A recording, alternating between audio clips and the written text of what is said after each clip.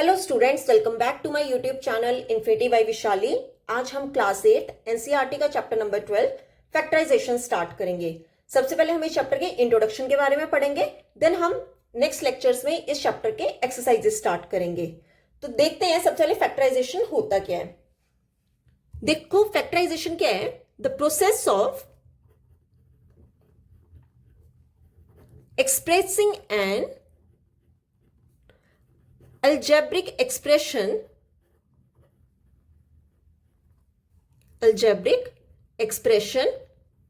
in terms of its products।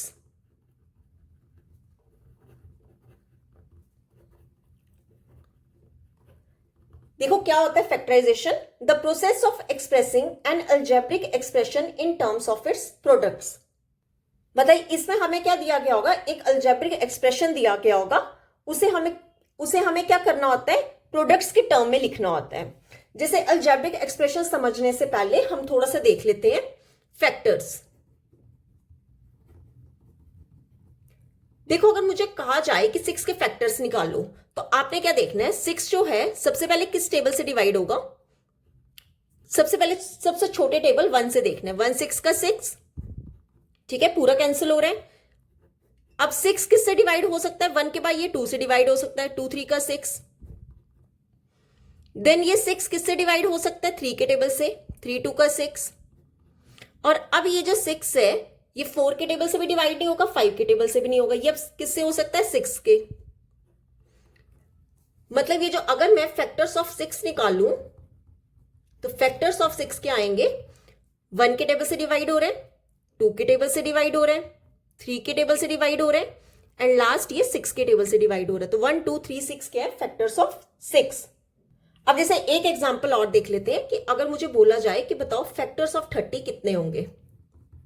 Factors of 30 जो है वो कौन कौन से होंगे, आपने क्या देखना है, सबसे पहले 30 जो है सबसे छोटे टेबल से डिवाइड करना है। किससे डिवाइड हो सकता है, 1 के टेबल से। 1 30 का कितना होता है, 30, ठीक है। देन 30 किससे डिवाइड हो सकता है, 2 के टेबल से, 2 1 का 2, 2 5 का 10, ठीक है। अब ये जो 30 है वो किस टेबल से डिवाइड हो सकता है, 3 के टेबल से, 3 1 का 3, 3 0 का 0। अब ये जो 30 है 4 के टेबल से डिवाइड नहीं हो सकता, 5 के टेबल से हो सकता है। तो क्या लिखेंगे, 5 6 का 30। अब 5 के बाद ये किस टेबल से डिवाइड हो सकता है, 6 के टेबल से, 6 5 का 30, ठीक है। अब 6 के बाद ना तो ये 7 से होगा, 8 से भी नहीं होगा, 9 से भी नहीं होगा। तो अब ये कौन से टेबल से डिवाइड हो सकता है, 10 के टेबल से।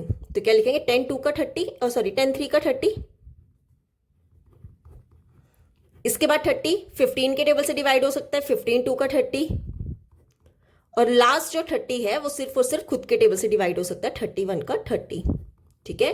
तो यहां से हमारे फैक्टर्स ऑफ 30 कौन कौन से आए हैं, देखो किस किस टेबल से, जिस जिस टेबल से 30 डिवाइड हो सकता है वो सब क्या होंगे, फैक्टर्स होंगे। तो फैक्टर्स ऑफ 30 कौन से होंगे, 1 2 3 5 6 10 15 एंड 30। ये सब क्या है, 30 के फैक्टर्स हैं, जिनसे वो डिवाइड हो सकता है वो क्या होंगे, फैक्टर्स ऑफ 30। क्लियर। तो ऐसे हम क्या निकाल सकते हैं, किसी भी फैक्टर्स ऑफ नेचुरल नंबर्स, किसी भी नेचुरल नंबर का फैक्टर्स हम निकाल सकते हैं, ठीक है। नेचुरल नंबर्स कौन से होते हैं, जो 1 2 3 सो ऑन इन्फिनिटी तक जितने भी नंबर होते हैं उनके हम क्या निकाल सकते हैं, फैक्टर्स निकाल सकते हैं। क्लियर। अब हम सीखेंगे कि अलजेब्रिक एक्सप्रेशन जो है इनके फैक्टर्स कैसे निकलते हैं, ठीक है। देखो फैक्टर्स ऑफ अलजेब्रिक एक्सप्रेशंस क्या है, अलजेब्रिक एक्सप्रेशंस आपको पता होना चाहिए, जो भी हमारे अल्फाबेट्स होते हैं, ठीक है, उन्हें हम क्या कहते हैं, अलजेब्रिक एक्सप्रेशन। जैसे इनमें x y z a b c कुछ भी इस तरह के अल्फाबेट्स हो सकते हैं, ठीक है। जहां पे हमें कोई अलजेब्रिक एक्सप्रेशन दिया हुआ उसके फैक्टर्स कैसे निकालेंगे, जैसे कि एग्जांपल से समझते हैं। हमें दिया हो 5xy, अब देखो x और y यहां पर क्या है, अलजेब्रिक एक्सप्रेशन, ठीक है। तो इसके फैक्टर्स क्या होंगे, देखो 5xy जो है अगर मैं इसे 5 से डिवाइड करूं तो ये डिवाइड हो रहा है, तो मेरे पास xy आ रहा है, ठीक है।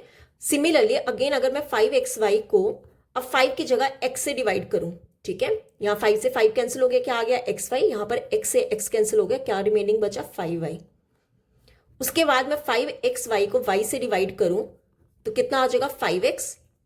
ठीक है, तो यहां से हमें क्या पता चला कि फैक्टर्स ऑफ 5xy क्या आए हैं,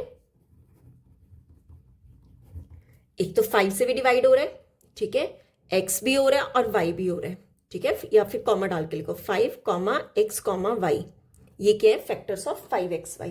क्लियर, ये हमने पढ़ा फैक्टर्स ऑफ अलजेब्रिक एक्सप्रेशंस। अब हम पढ़ेंगे मेथड्स ऑफ फैक्टराइजेशन। देखो मेथड्स ऑफ फैक्टराइजेशन,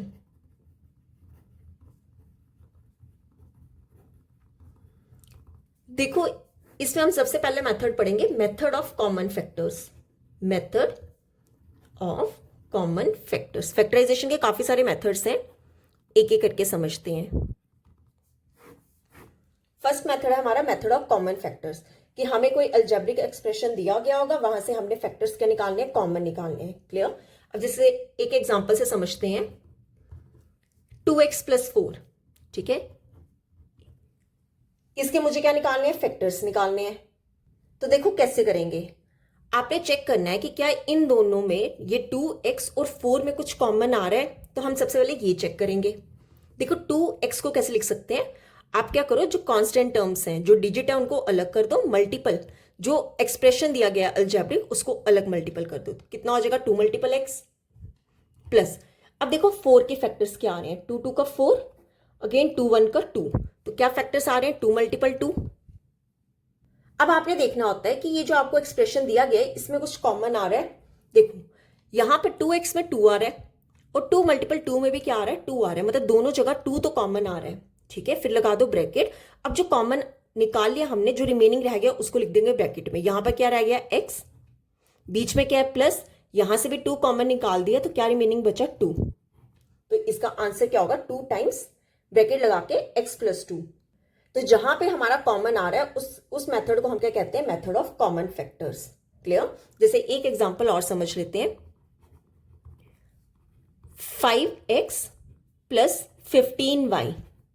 ठीक है, तो कैसे करेंगे, 5x को कैसे लिख सकते हैं 5 × x प्लस 15 को कैसे लिख सकते हैं, फैक्टर्स निकाल लो, 3 5 का 5 1 का, 3 × 5 × y। अब देखो दोनों में 5 और 5 क्या आ रहा है कॉमन, 5 निकालो, बाहर निकाल लो, अब लगा दो ब्रैकेट। यहां पर क्या बच रहा है, सिर्फ और सिर्फ x, बीच में क्या है प्लस। अब देखो यहां से 5 कॉमन निकाल दिए, रिमेनिंग क्या बचा 3y, तो वो क्या लिख देंगे ब्रैकेट में। तो ये क्या हो गया, method of common factors. Clear, तो ये था हमारा फर्स्ट मेथड। अब देख लेते हैं second method, factorisation by regrouping terms.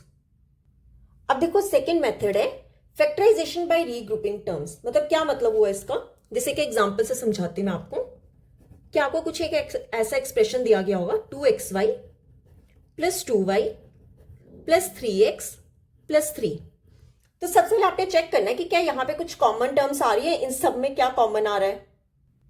अगर आप चेक करो तो ये पूरे एक्सप्रेशन में कुछ भी कॉमन नहीं आ रहा है। ठीक है, तो उस जब कॉमन नहीं आ रहा है तो उसके बाद हम कौन सा पढ़ते हैं, सेकंड मेथड पढ़ते हैं, रीग्रुपिंग टर्म्स। यहां पे आप क्या करोगे कि आपने 2 2 का पेयर्स बना लेना है, ठीक है, जिनमें आपको लग रहा होगा कॉमन है। जैसे 3x और 3 में क्या कॉमन आ सकता है 3, तो आपने इनका पेयर बना लिया। सिमिलरली यहाँ पे 2xy और 2y में एक तो 2 और 2 कॉमन आ ही रहा है और y भी कॉमन आ रहा है। ठीक है, तो आपने क्या करना है, जब आपका कोई भी कॉमन टर्म नहीं आ रहा है पूरे एक्सप्रेशन में, तो आपने यूज करना है रीग्रुपिंग टर्म्स। मतलब आपने क्या बना लेना है, 2 2 के ग्रुप्स बना लेने हैं। क्लियर, तो देखो कैसे करेंगे।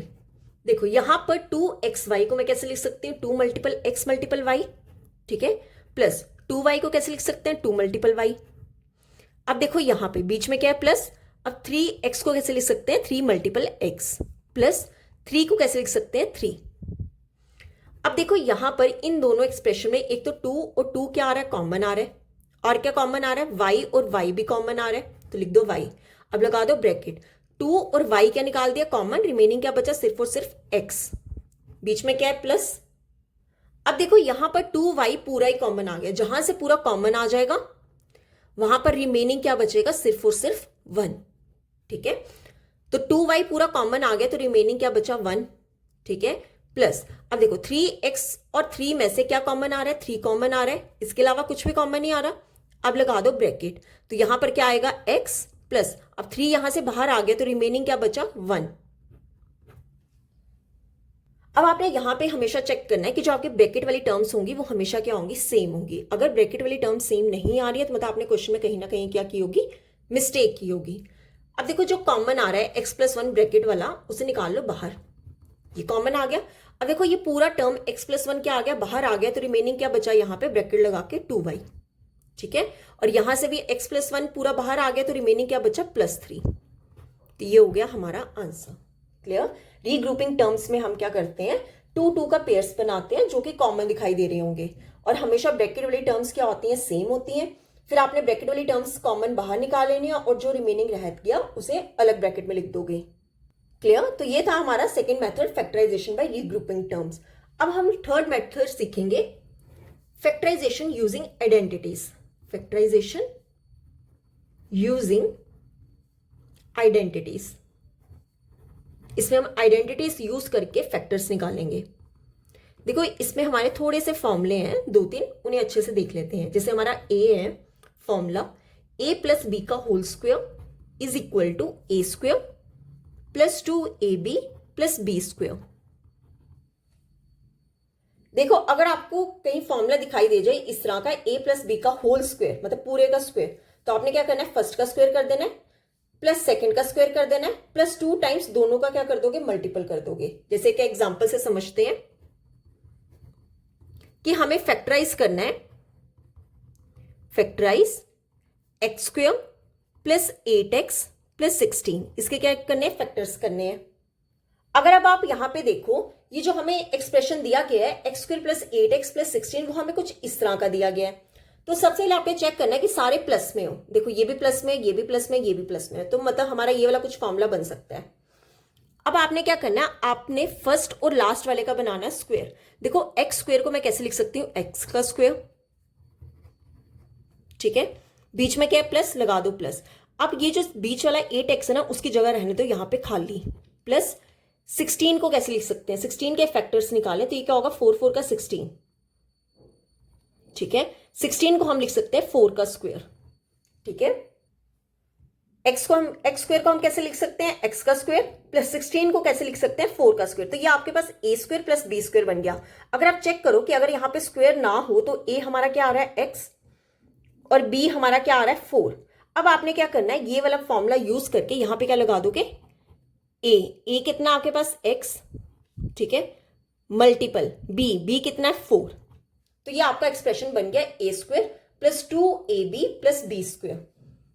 अब हम यहां पे क्या लिखेंगे, यूजिंग आइडेंटिटी। कौन सी आइडेंटिटी यूज कर रहे हैं, a² + 2ab + b²। इसका क्या फॉर्मूला होता है, a + b का होल स्क्वायर। तो आपने क्या लिख देना, इसका आंसर आ जाएगा, ब्रैकेट लगाओ, a हमने कितना आया हमारा x, बीच में क्या है प्लस, b कितना है 4, और ऊपर पावर कितनी आ जाएगी 2। तो आंसर कितना हो जाएगा, x + 4 का होल स्क्वायर। क्लियर।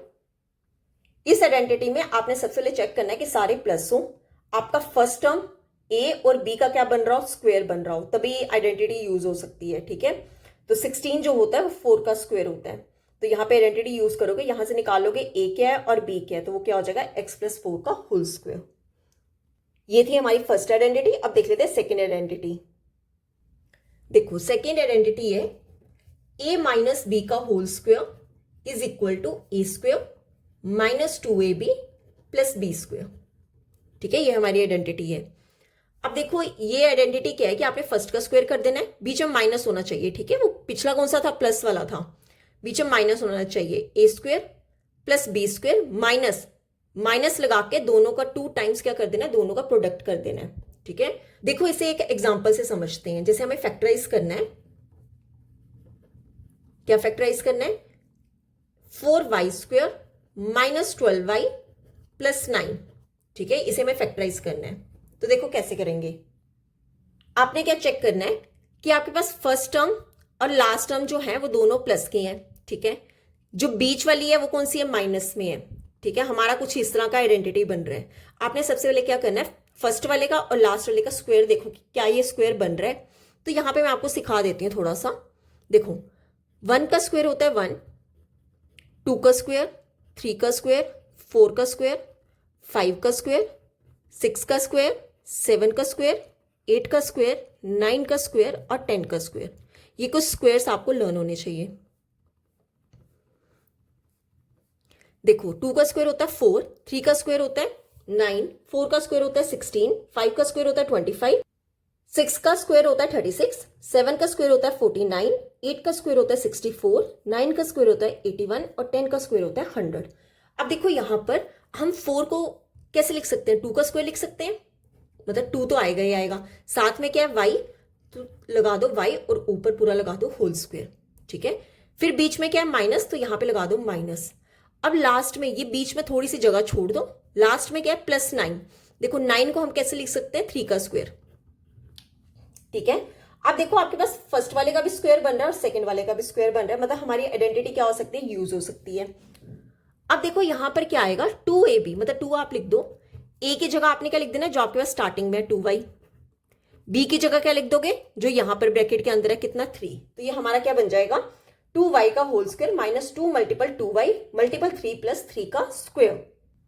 तो मैंने आपको अभी आइडेंटिटी सिखाई कि ये सारा किसके इक्वल होता है, a माइनस बी का होल स्क्वायर। मतलब आपने लगाओ ब्रैकेट, a यहां पर हमारा कितना है 2y, फिर बीच में क्या है माइनस b कितना है हमारा 3, 2y माइनस 3 का होल स्क्वायर। ये क्या हो जाएगा हमारा आंसर। क्लियर। तो ये थी हमारी सेकेंड आइडेंटिटी, जहां पे अगर हमें कुछ इस तरह का फैक्टराइज करना हो तो उसका आंसर क्या होता है, a माइनस बी का होल स्क्वायर, ठीक है। अब हम पढ़ लेते हैं थर्ड आइडेंटिटी। थर्ड आइडेंटिटी होती है हमारी a square minus b square, किसके इक्वल होता है a plus b into a minus b. अगर दोनों पे अलग अलग स्क्वायर है तो वो किसके इक्वल होता है, a plus b into a minus b. मतलब यही ए बी आपने एक बार प्लस में लिखना है और यही ए बी आपने एक बार माइनस में लिखना है, ठीक है। जैसे कि एग्जांपल समझ लेते हैं कि हमें फैक्टराइज करना है 49p स्क्वायर माइनस 36। कैसे करेंगे, मैंने आपको सबसे पहले क्या सिखाया कि 49 किसका स्क्वायर होता है, 7 का होता है, तो यहां पे लगा दो 7, साथ में क्या है p लगा के ऊपर पूरा होल स्क्वायर लगा दो। फिर क्या है माइनस 36 किसका स्क्वायर होता है, 6 का, तो यहां पे लगा दो 6 का स्क्वायर। अब देखो यहां पर क्या कुछ इस तरह का फॉर्मूला बन रहा है, ए स्क्वायर, ये ए का स्क्वायर माइनस बी का स्क्वायर। मतलब यहां पर आपके पास ए कितना है 7p और बी कितना है 6। तो अब जो हमारी आइडेंटिटी है उसमें पुट कर दो a प्लस बी, ब्रैकेट लगा के a प्लस बी दोनों को एक बार प्लस में लिख लो, इंटू a माइनस बी। अब दोनों का क्या कर दो, सब्ट्रैक्ट कर दो, 7p माइनस 6। ये क्या हो गया हमारा आंसर। क्लियर। ये था हमारा थर्ड मेथड। अब हम नेक्स्ट सीखते हैं स्प्लिटिंग मिडल टर्म्स। अब देखो हमारा नेक्स्ट मेथड है स्प्लिटिंग मिडल टर्म्स। इसमें हमें क्या करना होता है, मिडल टर्म को स्प्लिट करना होता है। जैसे कि एग्जांपल देख लेते हैं, x square plus 5x plus 6। यहां पर आपने क्या करना है, सबसे पहले आपने चेक करना है कि जो हमने आइडेंटिटीज पढ़ी थी क्या वो यहां पर यूज हो रही हैं। यूज कब हो सकती हैं, अगर आप फर्स्ट वाले का भी स्क्वायर निकालो और सेकंड वाले का भी स्क्वायर निकाल लो। अब देखो कैसे करेंगे, एक्स स्क्वायर को मैं कैसे लिख सकती हूँ, एक्स का होल स्क्वायर तो लिख सकती हूँ, ठीक है। अब देखो ये जो 6 है हमने पढ़ा था, जो हमने स्क्वायर्स पढ़े थे, यहां पर 6 का स्क्वायर कोई नहीं होता, ठीक है। 6 जो है वो किसी का भी स्क्वायर नहीं है। तो जहां पे अगर हमारा कोई स्क्वायर नहीं बन रहा होगा वहां पर हम क्या यूज करते हैं, स्प्लिट करते हैं मिडल टर्म को। हम कौन सा मेथड यूज करते हैं, स्प्लिटिंग मिडल टर्म्स। मतलब हमें यहां पे 5x को क्या करना होता है, ब्रेक करना होता है, ठीक है। तो कैसे करेंगे, सबसे पहले आपने क्या करना है, फर्स्ट और लास्ट टर्म को लिख दो वैसे ही एक्स स्क्वायर, और यहां पे लास्ट टर्म को लिख दो प्लस 6, ठीक है। अब ये जो 5x है इसको कैसे स्प्लिट करना है, देखो ये जो एक्स स्क्वायर है, ठीक है, जो यहां पे फर्स्ट वाली जो स्क्वायर वाली टर्म है, इसका ले लो कॉफिशिएंट। इसका कॉफिशिएंट कितना होगा 1, मल्टीपल कर देना। ये जो आपके पास कांस्टेंट टर्म होगी इन दोनों को कर दो मल्टीपल, कितना आ जाएगा 6, ठीक है। अब मुझे 6 के फैक्टर्स कुछ इस तरह निकालने हैं कि अगर मैं उन दोनों का प्रोडक्ट किन्हीं दो नंबर्स निकालेंगे, उन दोनों का प्रोडक्ट करने पे हमारे पास कितना आना चाहिए 6, और उन दोनों नंबर्स का प्लस माइनस करके हमारे पास मिडल टर्म कितनी आनी चाहिए 5। हमें इस तरह क्या करना होता है, स्प्लिट करना होता है। अब देखो 6 के अगर मैं फैक्टर्स निकालू, आपने सबसे छोटे टेबल से शुरू करना है, या फिर ऐसे रहने दो। 6 को हम कैसे लिख सकते हैं, 1 मल्टीपल 6।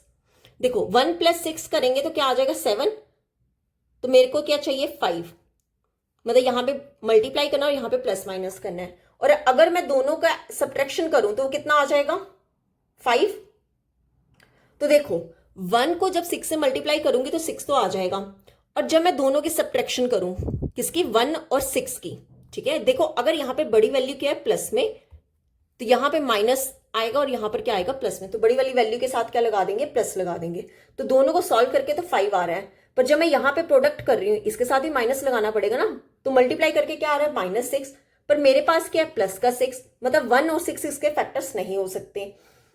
अब 6 के फैक्टर्स देखो, अगर मैं 2 और 3 का क्या कर दूं मल्टीपल कर दूं, 2 और 3 का क्या कर देंगे मल्टीपल, तो 2 और 3 का मल्टीपल करने पे क्या आ रहा है +6 आ रहा है, मतलब ये तो आ रहा है। और वहीं पे अगर मैं 2 + 3 दोनों को प्लस करूं तो मेरे पास क्या आ रहा है +5 आ रहा है, तो यही मुझे क्या चाहिए था +5 चाहिए था। तो मतलब इसका एक फैक्टर क्या निकला 2 और एक फैक्टर क्या निकला 3। अब आपने एक चीज और ध्यान रखना है, ये जो मिडल टर्म है इसके साथ क्या लिखा है x, तो आपने दोनों के साथ क्या लगा देना है x और x लगा देना है। दोनों प्लस में है तो इसके बीच में लिख दो प्लस का 2x प्लस का 3x। अब आपने क्या करना है, इस यहां पे देखो, यहां पे आपका पूरी टर्म में कोई भी कॉमन टर्म नहीं आ रही है, कॉमन टर्म नहीं आ रही है, तो अब हम यहाँ पे यूज करेंगे रीग्रुपिंग टर्म्स, मतलब आपने 2 का पेयर्स बना लेना है जो हमने मेथड 2 में पढ़ा था। बस यहाँ पे आपने स्प्लिट करना है, उसके बाद रीग्रुपिंग टर्म्स क्या हो जाएगी यूज हो जाएगी। देखो x स्क्वायर को हम कैसे लिख सकते हैं x multiple x, plus 2x को कैसे लिख सकते हैं 2 मल्टीपल x, प्लस 3x को कैसे लिख सकते हैं 3 मल्टीपल x, प्लस 6 को कैसे लिख सकते हैं 2 मल्टीपल 3। ठीक है, अब आपने 2 के पेयर्स बनाने थे, यहां पे क्या आएगा x और x क्या आ रहा है कॉमन, निकाल लो कॉमन, और कुछ भी कॉमन नहीं आ रहा है इन दोनों में, लगा दो ब्रैकेट, एक x कॉमन निकाल दिया, रिमेनिंग क्या बचा x, यहां से भी x कॉमन निकाल दिया, रिमेनिंग क्या बचा +2। सिमिलरली यहां पे देखो प्लस लगा दो, इन दोनों टर्म्स में क्या आ रहा है 3 और 3 कॉमन आ रहा है, यहां पर क्या बचा सिर्फ और सिर्फ x, बीच में क्या प्लस, और यहां पर क्या बचा 2। अब मैंने आपको क्या बताया था, ब्रैकेट वाली टर्म्स क्या होनी चाहिए सेम, अगर ब्रैकेट वाली टर्म सेम आ रही है तो मतलब हमारा क्वेश्चन यहां तक बिल्कुल ठीक है। अब देखो x + 2 क्या आ गया कॉमन, अब रिमेनिंग क्या बचा, यहां से पूरा x + 2 कॉमन आ गया, रिमेनिंग क्या बचा x, प्लस यहां से भी x + 2 पूरा कॉमन आ गया, रिमेनिंग क्या बचा 3, तो इसका आंसर क्या हो जाएगा x + 2 × x + 3। बस आपने एक चीज का ध्यान रखना है कि अगर आपका a² और b² नहीं बन रहा है तो हमें क्या यूज करना होता है, स्प्लिट करनी होती है मिडल टर्म, ठीक है। और उसके बाद हमने ये चेक करना होता है, आपने जो कॉफिशिएंट ऑफ x² और कांस्टेंट टर्म का क्या करना होता है मल्टीपल, और वहां से आपने मिडल टर्म को क्या करनी होती है स्प्लिट करनी होती है, ठीक है। तो ये था हमारा मेथड स्प्लिटिंग मिडल टर्म्स। अब हम लास्ट टॉपिक देख लेते हैं इस चैप्टर की, डिवीजन ऑफ अलजेब्रिक एक्सप्रेशन।